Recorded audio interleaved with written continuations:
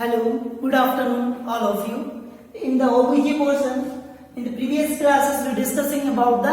antenatal care and the antenatal visit. In this, we completed with the antenatal assessment, the history collection and the physical examination. ठीक है, means जो antenatal care के अंदर जो सबसे पहले जो उसका कॉम्प्राइजेस मतलब एंटीनेटल जो विजिट और एंटीनेटल जो केयर होती है वो किस किस से मिलकर बनी हुई होती है। ठीक है, तो इसके अंदर जो क्राइटेरिया हमने देखा था कि एंटीनेटल जो हिस्ट्री कलेक्शन, ठीक है, तो डाटा कलेक्शन होगा तो उसके अंदर हिस्ट्री के अंदर असेसमेंट किया जाएगा। ठीक है,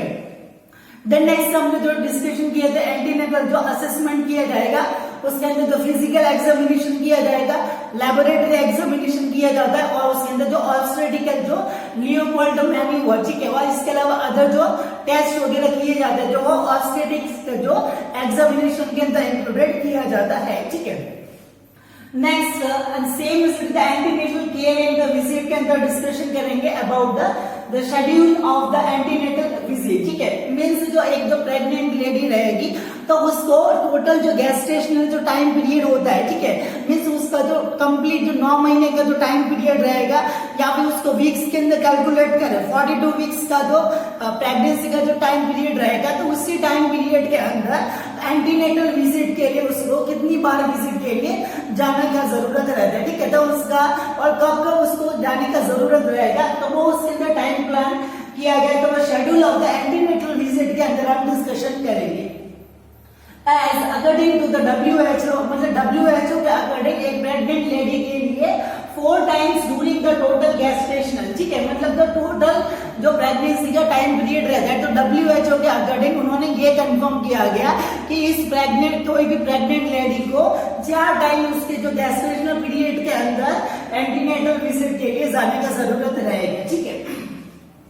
उसके अंदर फर्स्ट विजिट रहेगी तो उसके अंदर फर्स्ट विजिट रहेगी वो प्रेगनेंसी का कंसीव होने से लेकर 16 वीक मतलब 16 वीक का टाइम पीरियड रहेगा, तो 16 वीक के टाइम पीरियड के अंदर तक उसको जाने का जरूरत रहेगा। ठीक है, देन नेक्स्ट सेकंड स्टेज रहेगी, तो सेकंड विजिट रहेगी वो 24 से लेकर 28 जो वीक रहेगा गेस्टेशनल उस वीक के अंदर उसको जाने का रहेगा सेकंड विजिट। ठीक है, देन नेक्स्ट थर्ड विजिट रहेगी एट द 32 वीक्स, ठीक है, मतलब जो 32 वीक के अंदर वो एंटीनेटल विजिट जो थर्ड जो एंटीनेटल विजिट होगी वो 32 वीक के अंदर होगी। ठीक है, देन नेक्स्ट फोर्थ जो एंटीनेटल विजिट होगी एट द 36 वीक, ठीक है, जो 36 वीक का जो टाइम पीरियड होगा उसी टाइम पीरियड के अंदर जो एंटीनेटल विजिट रहेगी उस लेडी की फोर्थ 36 वीक के अंदर होगी।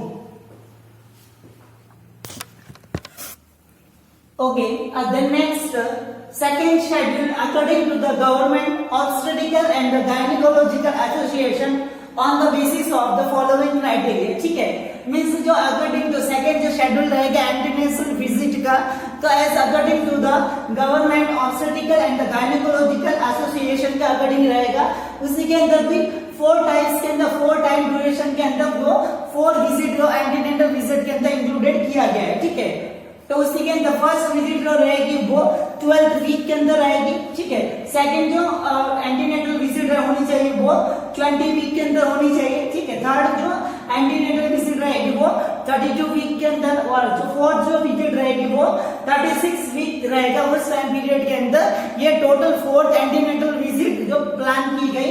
As according to the governmental obstetrical and the gynaecological association. Okay, then next third जो शेड्यूल रहेगा एंटीनेटल विजिट का as according to the subsequent visit on the basis of the procedures रहेगा। ठीक है, means procedure जो applicable रहेगा, ठीक है, तो प्रोसीजर जो एप्लीकेबल करने के लिए अदर जो सब्सिक्वेंट जो विजिट रहेगी, ठीक है, मतलब जो अदर वे के को अदर क्राइटेरिया के बेसमेंट के ऊपर या फिर जो प्रोसीजर जो नीड रहती है, ठीक है, तो प्रोसीजर्स की यदि उसको कुछ नीड रहती है, ठीक है, तो इसके अलावा जो अदर टाइप के अंदर जो सब्सिक्वेंट जो विजिट रहेगी वो इस वे के अंदर रहेगी। ठीक है, तो मतलब उसका प्रोसीजर करवाने का टाइम पीरियड या फिर जो अदर वे के अंदर अदर क्राइटेरिया के अंदर इंक्लूडेड की जाने वाली जो विजिट्स रहेगी वो फॉलोइंग टाइप की रहेगी। ठीक है, उसके अंदर ऐसा रहेगा कि 28 वीक तक, ठीक है, मतलब ऐसी जो प्रेग्नेंट लेडीज रहेगी तो 28 वीक तक उसके अंदर जो इस टाइप की जो कंडीशन उसके अंदर अराइज होती है या फिर जो प्रोसीजर्स करवाने का जो विजिट टाइम रहेगा, ठीक है, तो वो 28 वीक तक, मतलब प्रेगनेंसी का जो 28 वीक तक का जो टाइम पीरियड रहेगा, तो उसके अंदर पर 4 वीक, मतलब जो 4 वीक को छोड़ के उसके बाद में हर 4th वीक के अंदर उसको मिलने का जरूरत रहेगा, ठीक है, मतलब जो 28 जो वीक तक का जो टाइम पीरियड रहेगा उसके अंदर पर 4 वीक के टाइम पीरियड के बाद में उसको मिलना है, ठीक है, मतलब अप्रोक्स 4 वीक का मतलब रहेगा पर मंथ, ठीक है, मतलब पर मंथ, एक मंथ को छोड़ के दूसरे के बाद में तीसरे मंथ के अंदर जाना, मतलब एक हर महीने के इंटरवल के बाद में उसको विजिट करने रहेगा अप टू द 28 वीक के, ठीक है। देन नेक्स्ट प्रेगनेंसी का जो टाइम पीरियड रहेगा वो 28 जो वीक रहेगा उसको कंप्लीटेड कर चुका है, ठीक है, तो 28 से लेकर जो 36 वीक तक का टाइम पीरियड रहेगा प्रेगनेंसी का, तो उसके अंदर प्रोसीजर को जो नीड रहेगी वो उसके अंदर बढ़ जाएगी, तो इसकी वजह से उसको पर 2 वीक, ठीक है, मतलब पर 2 वीक के अंदर पर 2 वीक के इंटरवल के बाद में उसको विजिट करने का जरूरत रहेगा, ठीक है, तो 28 से लेकर 36 वीक तक वो टाइम पीरियड रहेगा, तो एवरी 2 वीक उसको एंटीनेटल विजिट के लिए जाने का जरूरत रहेगा, ठीक है। 28 वीक तक ऐसा रहेगा कि हर 4 वीक के बाद में, पर मंथ के बाद में उसके अंदर उसको जाने का जरूरत रहेगा, ठीक है, बट 28 से लेकर जो 36 वीक तक का जो टाइम पीरियड रहेगा, तो उसके अंदर उसको पर 2 वीक के अंदर उसको जाने का, विजिट के लिए जाने का जरूरत रहेगा, ठीक है। देन नेक्स्ट वन द 36 से लेकर डिलीवरी का टाइम पीरियड तक, ठीक है, मतलब जो 36 वीक तक का टाइम पीरियड से लेकर उसका लेबर का टाइम, मतलब उसका जो बेबी का डिलीवरी होने तक का जो टाइम पीरियड रहेगा, ठीक है, 42 वीक्स तक का जो टाइम पीरियड, तो उस समय तक उसको एवरी वीक उसको एंटीनेटल विजिट के लिए आने का जरूरत रहेगा, ठीक है, मतलब उसको 28 से लेकर 36 वीक तक का टाइम पीरियड के अंदर पर 2 वीक के अंदर उसको आने की जरूरत रहेगी, ठीक है, बट जैसे जैसे उसका जो डिलीवरी का टाइम होता है वो नजदीक आने लग जाता है, तो उस टाइम पीरियड के अंदर उसको एवरी वीक, मतलब जो पर 7 डेज के अंदर उसको विजिट के लिए आने का जरूरत उसके अंदर रहता है, ठीक है।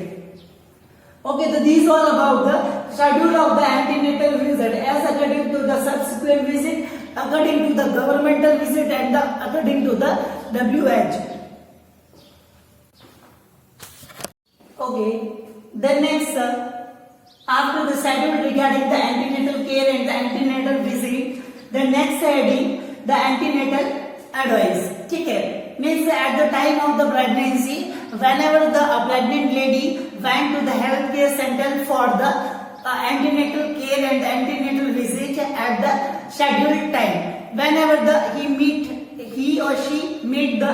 antenatal care, the midwives and the obstetric doctor, ठीक है, जब भी वो उसका जो एंटीनेटल विजिट के टाइम पीरियड के अंदर मिडवाइफरी नर्स या फिर जो ऑब्स्टेट्रिक है जो नर्स या फिर जो डॉक्टर वगैरह होगा उससे वहां पे वो मिलेगी, ठीक है, तो वो उनका चेकअप वगैरह करेगा, एंटीनेटल जो फिजिकल एग्जामिनेशन करेगा, लेबोरेटरी रिपोर्टिंग वगैरह करेंगे और उनका फिजिकल एग्जामिनेशन करेगा, ठीक है, तो ये सब क्राइटेरिया वो उनके वहां पे चेकअप किया जाएगा, और उसके बाद में, ठीक है, यदि वो नॉर्मल क्राइटेरिया है या फिर इसके अलावा अदर जो एडवाइसेस वगैरह दी जाएगी जिसकी वजह से प्रेगनेंसी का टाइम पीरियड होगा वो अच्छे से हो सकता है, इसके अलावा जो चाइल्ड का ग्रोथ एंड डेवलपमेंट जो प्रेगनेंसी के टाइम पीरियड तक होगा वो अच्छे से हो सकता है, या फिर जो बहुत सारी जो कंजर्नाइटल जो प्रॉब्लम्स होती है, ठीक है, उन कंजर्नाइटल प्रॉब्लम से भी जो वो सेफ्टी उनके अंदर मेंटेन हो सकती है, ठीक है। The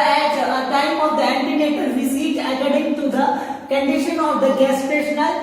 midwives advises some of the beneficial suggestion for the better gestational period or the child safety, ठीक है, मतलब जब भी एंटीनेटल विजिट का टाइम पीरियड होता है तो उसी एंटीनेटल विजिट के according the condition of the gestational, मतलब जो प्रेगनेंसी का जो स्टेज रहेगा उसकी कंडीशन के according midwifes advise some of the beneficial suggestion, ठीक है, मतलब जो प्रेग्नेंट लेडी होगी उससे रिलेटेड जो बेनिफिट्स होगा वैसे जो सजेशन उसको दी जाती है, ठीक है,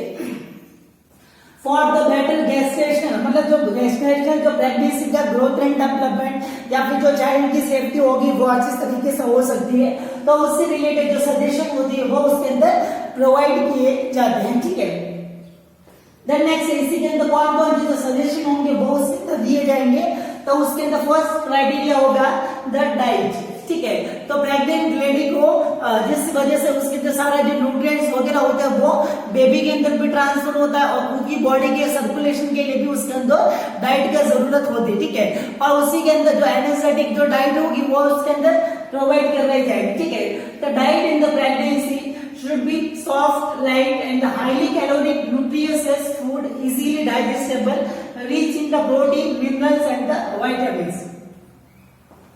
मीन्स जो डाइट होनी चाहिए तो प्रेगनेंसी के टाइम के अंदर इस तरह की डाइट होनी चाहिए। तो diet in the pregnancy should be soft, ठीक है, मतलब एकदम सॉफ्ट या फिर लाइट वेट वाली जो उसके अंदर ऐसे जो फूड प्रोडक्ट होने चाहिए जो सॉफ्ट नेचर के होते हैं, ठीक है। हाईली कैलोरी, ठीक है, उनकी जो कैलोरी मतलब एनर्जी का लेवल होना चाहिए वो उनके अंदर ज्यादा अमाउंट के अंदर होना चाहिए, ठीक है। इसके अलावा जो न्यूट्रिएंट्स मतलब जो न्यूट्रिएंट्स उसके अंदर न्यूट्रिएंट्स का लेवल होना चाहिए वो उनके अंदर ज्यादा अमाउंट के अंदर प्रेजेंट होना चाहिए, ठीक है।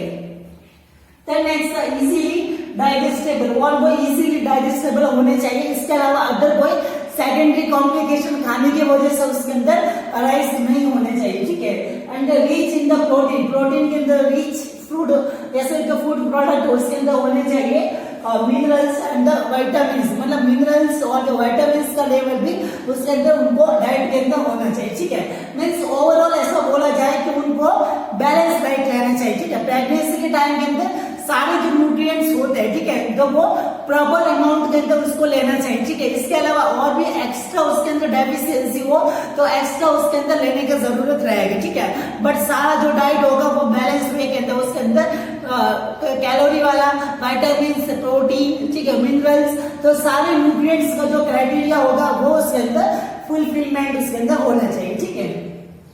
इसके अलावा जो स्पेसिफिक जो प्लानिंग की जाती है कि प्रेगनेंसी का टाइम पीरियड होगा तो उसके अंदर जैसे जैसे जो प्रेगनेंसी का टाइम पीरियड बढ़ता है, ठीक है, तो उसके रिलेटेड जो मदर होती है उसको दोनों को मतलब एकदम मदर को खुद को भी एनर्जी के लिए जरूरत होती है और जो चिल्ड्रन होता है उसको भी न्यूट्रिएंट्स देने का उसके अंदर जो रेस्पॉन्सिबिलिटी उसके अंदर आती है, ठीक है। तो मदर का जो अंदर जो भी खाना वगैरह जैसा मदर खाएगी वैसा जो चिल्ड्रंस को भी उसके अंदर मिलेगा, ठीक है। इसकी वजह से चिल्ड्रंस का ग्रोथ होगा वो अच्छी तरह से होगा। अदरवाइज उसके अंदर यदि माल न्यूट्रिशन वाली कंडीशन यदि लेडी के अंदर है, ठीक है, तो उसकी वजह से चिल्ड्रंस का ग्रोथ होगा वो भी अच्छी तरह से नहीं होगा। उसके अंदर बहुत सारे कंजेनाइटल प्रॉब्लम्स वगैरह उसके अंदर अराइज हो सकती है, ठीक है। तो ये 300 kilo calorie extra as non pregnant lady, ठीक है, मतलब नॉर्मली जो लेडी होती है वो 3000 किलो कैलोरी या फिर 2500 टू 3000 किलो कैलोरी एनर्जी लेती है, ठीक है, वो नॉन प्रेग्नेंट जो लेडी होती है, ठीक है। बट उससे अलावा उसके अंदर प्लस 300 किलो कैलोरी उसके अंदर एक्स्ट्रा करनी है एज अ प्रेगनेंसी के टाइम के अंदर, ठीक है। प्रेगनेंसी के टाइम के अंदर नॉर्मली जो नॉन प्रेग्नेंट लेडी होती है वो 3000 किलो कैलोरी उसके अंदर लेती है, ठीक है। तो इसी के अंदर जो प्रेगनेंसी का टाइम पीरियड आएगा तो प्रेगनेंसी के टाइम पीरियड के अंदर इसके अंदर प्लस 300 किलो कैलोरी उसके अंदर जोड़ने का जरूरत रहेगा, ठीक है। मतलब वो नॉन प्रेगनेंसी के टाइम के अंदर जितनी कैलोरी लेती थी, ठीक है, तो उतनी कैलोरी से उसके अंदर 300 किलो कैलोरी उसके अंदर ज्यादा एक्स्ट्रा अमाउंट के अंदर लेने का जरूरत रहेगा, ठीक है। देन नेक्स्ट इसी के साथ में अदर जो क्राइटेरिया रहेगा the iron folic acid supplements start at the 4th week prior before to the pregnancy and till the 10th week of the pregnancy, ठीक है। मीन्स जो आयरन फॉलिक एसिड मतलब जो मदर को अनिमिक वाली कंडीशन उसके अंदर नहीं हो सके क्योंकि ब्लड का अमाउंट होता है वो ज्यादा जरूरत होती है, ठीक है, ब्लड के अमाउंट की, क्योंकि जो मदर के अंदर जो ब्लड होता है वो ही फीटस के अंदर सर्कुलेशन करने के लिए रेस्पॉन्सिबल होता है, ठीक है। तो इसी की वजह से प्रेगनेंसी का जो टाइम फिक्स होने से पहले उसके अंदर 4 वीक पहले, ठीक है, मतलब प्रेगनेंसी से 4 वीक पहले से ही जो आयरन फॉलिक एसिड की जो दवाई होती है, जो मेडिसिन या फिर जो अदर जो फूड के अंदर जो सोर्स होते हैं वो उसके अंदर स्टार्ट कर दिए जाते हैं, ठीक है। और प्रेगनेंसी कंसीव होने के बाद में 10 वीक तक ये कंट्रोल कंटिन्यू के अंदर वो चलते रहता है। मतलब आयरन की ड्रिप लगा सकते हैं, आयरन फॉलिक एसिड की जो टैबलेट वगैरह होती है वो उसको देना चाहिए, आयरन फॉलिक एसिड की जो ग्रीन वेजिटेबल्स वगैरह फ्रूट्स वगैरह होते थे वो उसको डाइट के अंदर लेना चाहिए, ठीक है। अब वो कब से स्टार्ट करनी चाहिए? 4 वीक प्रायर बिफोर, मतलब प्रेग्नेंट होने से पहले 4 वीक पहले से उसको स्टार्ट कर देना चाहिए। और प्रेगनेंसी होने के बाद में 10 वीक का जो टाइम पीरियड होता है प्रेगनेंसी का, उस टाइम पीरियड तक उसको ये फॉलिक एसिड और आयरन के सप्लीमेंट्स उसको लेने का जरूरत होता है, ठीक है।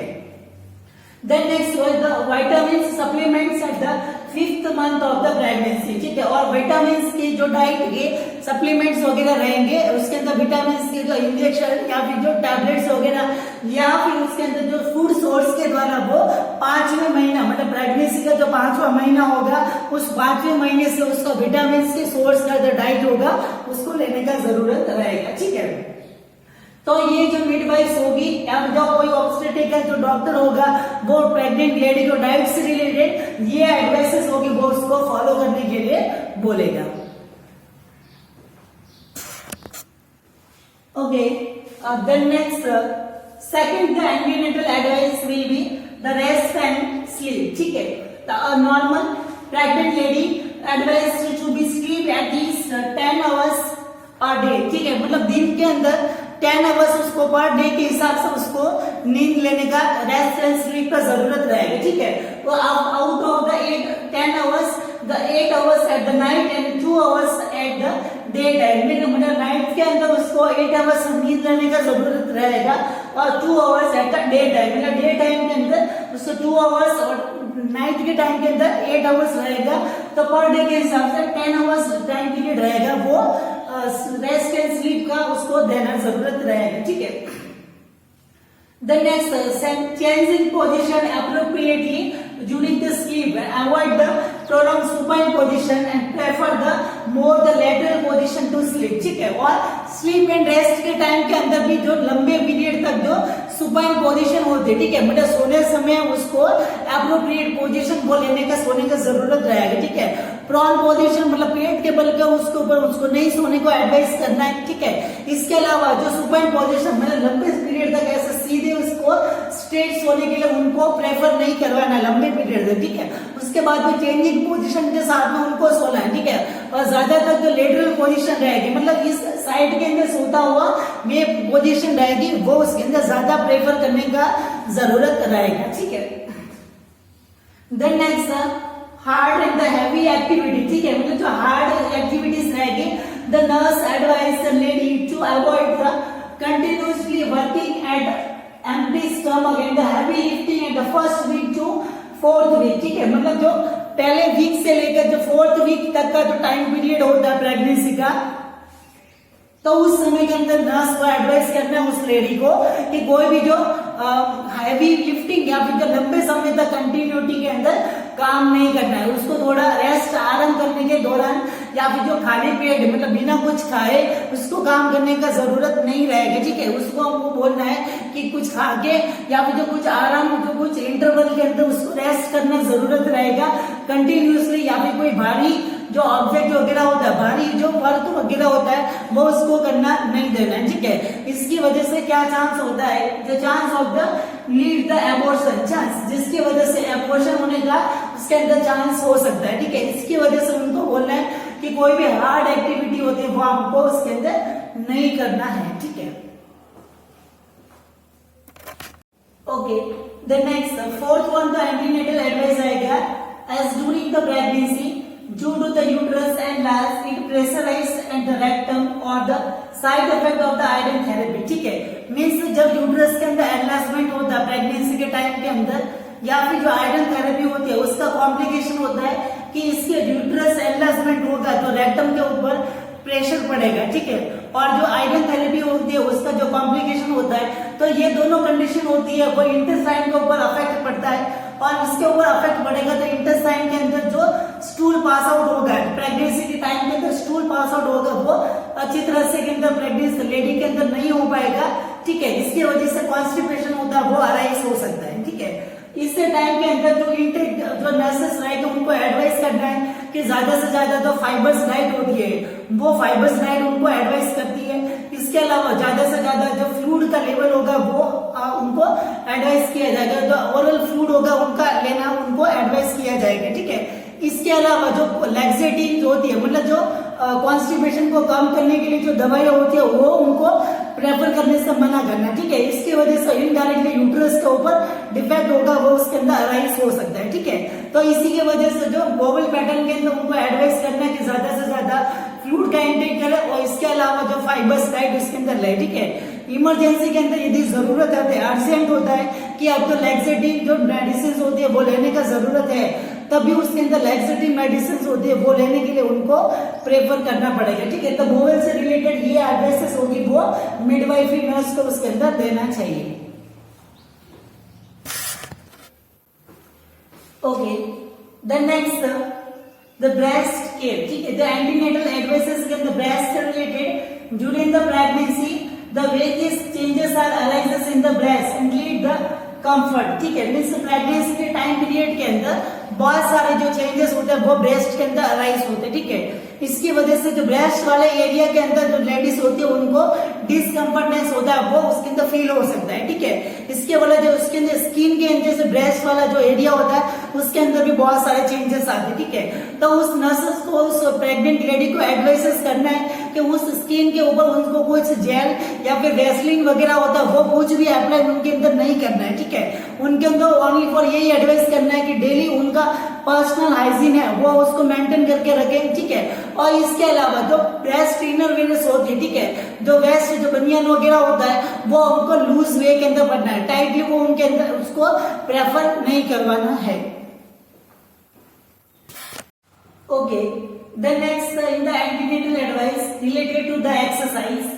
The midwife nurse should advise normal exercise as like meditation, मतलब योगा और जो मेडिटेशन होता है वो उनको एडवाइस किया जाना चाहिए, ठीक है। पिलाइट्स, ठीक है, मतलब पिलाइट्स मेडिसिन होती है, जो बैलून होता है एक टाइप के, तो फिजियोथेरेपी के अंदर जो बैलून होता है उसके ऊपर बैठ के या फिर इस वे के अंदर हाथों को ऊपर नीचे करके पिलाइट्स वाले नाम की जो एक्सरसाइज होती है वो उसके अंदर उनको एडवाइस की जाती है, ठीक है। इसके अलावा नॉर्मल जो सिंपल वॉकिंग होता है तो मॉर्निंग के अंदर या इवनिंग के अंदर उनको वॉकिंग किया जाना चाहिए, ठीक है। कीगल एक्सरसाइज मतलब ज्यादा यूट्रस वाला जो एरिया होता है उसके ऊपर प्रेशर लगाने का वो एक्सरसाइज उसके अंदर दिया जाएगा, ठीक है। टेलर एक्सरसाइज मतलब टेलर एक्सरसाइज के अंदर जो फुट वाला पार्ट होगा उसके अंदर फुट वाले पार्ट से रिलेटेड ये एक्सरसाइज उसके अंदर की जाएगी, ठीक है। इसके अलावा ये जो एक्सरसाइज होगी वो गेस्टेशनल टाइम पीरियड के अंदर उनको एडवाइसेस की जाती है, ठीक है। Then next coitus process, ठीक है। coitus process का मीन्स रहेगा सेक्सुअल इंटरकोर्स, ठीक है। मीन्स जो सेक्सुअल इंटरकोर्स प्रेगनेंसी के टाइम के अंदर नर्सेस को अवॉइड करवाना है, ठीक है। इसकी वजह से ज्यादा उसके अंदर रिस्क बढ़ जाता है एबॉर्शन होने का, ठीक है। मतलब एबॉर्शन होने का चांस उस सेक्सुअल इंटरकोर्स के टाइम के उसके अंदर अराइज हो सकता है, ठीक है। इसकी वजह से उनको ये सब एक्टिविटी रहेगी उनको अवॉइड करवाने का एडवाइस उनको देना चाहिए। Okay, the next harmful lifestyle and the habits, ठीक है। means the pregnant lady advised to avoid the tobacco, alcohol and the smoking lifestyle, ठीक है। means जो मिडवाइफरी जो एंटीनेटल जो नर्सेस होगी एंटीनेटल विजिट के टाइम पे यदि कोई प्रेग्नेंट लेडी है वो दी अल्कोहल या फिर टोबैको च्यूइंग को प्रेफर करती है, ठीक है। इसका जो इफेक्ट होगा वो चिल्ड्रंस पे पड़ सकता है, इसके वजह से उनको बोला जाता है कि आपको ये सब अवॉइड करना है during the time of the pregnancy, ठीक है। देन नेक्स्ट ट्रैवलिंग, ठीक है। तो लेडी होती है उनको ज्यादा से ज्यादा बोला जाता है कि आपको रेस्टिंग फेज के अंदर घर के अंदर ही रहना है, ट्रैवलिंग वगैरह नहीं करनी है। फिर भी यदि कोई अर्जेंट ऐसा होता है कि ट्रैवलिंग करने का जरूरत है तो ज्यादा से ज्यादा प्रेफर करने का बोलते हैं रेल रूट को, ठीक है। तो रेल रूट के अंदर कैसा होता है कि वो प्लेन होता है, ठीक है। इसके अलावा ऑक्सीजन का लेवल इजीली उसके अंदर अवेलेबल हो सकता है, ठीक है। तो वो उसके लिए कॉम्प्लिकेटेड नहीं है। बट इसके अलावा जो रोड रूट होता है मतलब रोड के द्वारा जो रूट के द्वारा जो ट्रैवलिंग किया जाएगा तो रोड के अंदर रोड खराब होने की वजह से बार बार बम वगैरह आने की वजह से या फिर एक्सीडेंट होने का चांस उसके अंदर हो सकता है। इसकी वजह से एबॉर्शन उसके अंदर बम की वजह से या फिर रोड खराब होने की वजह से एबॉर्शन प्रेशर की वजह से उसके अंदर आ सकता है, ठीक है। इसके अलावा एयर रूट मतलब जो प्लेन के द्वारा जो रूट होता है वो भी उसके अंदर अवॉइड किया जाता है कि जो ज्यादा जो एल्टीट्यूड वाला एरिया मतलब जो ज्यादा और ऊंचाई वाला जो एरिया होता है, प्लेन वाला एरिया, तो उसके अंदर ऑक्सीजन का लेवल कम होता है, हाइपरटेंशन वाली कंडीशन अराइज हो सकती है, ठीक है, और उसके वजह से ब्रीदिंग डिफिकल्टी उस लेडी को हो जाएगी, इसके वजह से एबॉर्शन या फिर उसके अंदर ग्रोथ रिटार्डेशन हो सकता है, ठीक है। तो इस कंडीशन की वजह से भी ट्रैवलिंग होगी वो उसके अंदर ज्यादातर अवॉइड की जानी चाहिए, ठीक है। फिर भी अर्जेंट हो तो रेल रूट को ही प्रेफर किया जाता है, रोड या फिर जो एयर रूट को इसकी कॉम्प्लिकेशन होने की वजह से अवॉइड किया जाता है, ठीक है। इसके अलावा जो nurse advise the lady to avoid the course of the highly potential medicine, ठीक है, मतलब जो प्रेगनेंसी के टाइम पीरियड के अंदर यदि मदर का पहले से कोई कोर्स चल रहा हो, ठीक है, मतलब कोई दवाई का यदि पहले से कोई मेडिकेशन कोर्स उनका चल रहा हो तो उनको, या फिर वो बहुत ही हाईली लेवल की मेडिसिन होती है जिसका जो टेराटोजेनिक इफेक्ट होता है उस बेबी के ऊपर पड़ सकता है, ठीक है, इसकी वजह से बहुत सारे कंजेनाइटल प्रॉब्लम्स होती है वो उसके अंदर अराइज हो सकते हैं, ठीक है, इसकी वजह से वो मेडिसिन होती है वो भी लेने को उनको स्टॉप करवाना है। The next immunization, the pregnant lady vaccinated by the TT vaccine or the other vaccines if the torch infection, ठीक है, मतलब जो एग्रीटेंडर एडवाइसेस के अंदर जो मिडवाइफ्स होगी तो इम्यूनाइजेशन का एडवाइसेस होती है वो प्रेग्नेंट लेडी को करते हैं, ठीक है। तो प्रेग्नेंट लेडी को जो 2 वैक्सीन होगी वो उसके अंदर एप्लीकेबल की जाती है, जो कॉमनली उसके अंदर टीबी का वैक्सीनेशन होता है वो उस लेडी को किया जाता है। इसके अलावा जो टॉर्च इन्फेक्शन होता है, ठीक है, तो उसके अंदर मीजल्स और रूबेला नाम का जो वैक्सीन होता है वो भी उसके अंदर उसको प्रेफर किया जाता है, ठीक है। इसी के अंदर जो फर्स्ट जो टीटी का डोज होगा वो 25th वीक रहेगा, वो उस टाइम पीरियड के अंदर दिया जाएगा, और सेकेंड डोज होगा वो 28 से 30 वीक्स का जो टाइम पीरियड होगा उस टाइम पीरियड के अंदर उनको वैक्सीनेट किया जाता है, ठीक है। इसके अलावा जो अदर जो